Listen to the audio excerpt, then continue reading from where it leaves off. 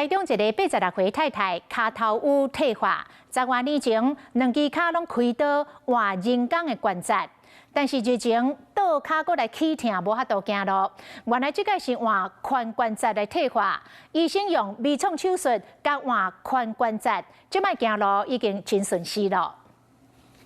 技术比电脑荧幕解说病情，一位86岁陈阿桑，因为少年时拢伫咧做粗重，互伊的脚头骨退化严重。虽然伫咧10多年前有开过刀做过人工关节的手术，顺利恢复正常。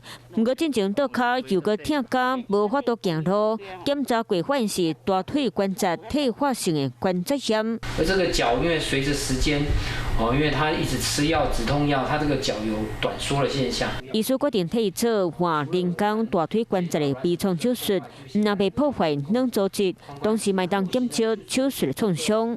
我行我会痛，唔得过来做，但这两支脚抬3摆啊。医生嘛强调，少年人若是徛伤久，或者是脚头骨使用过度，嘛有可能互你的脚头骨提早退化，一定拢要加注意。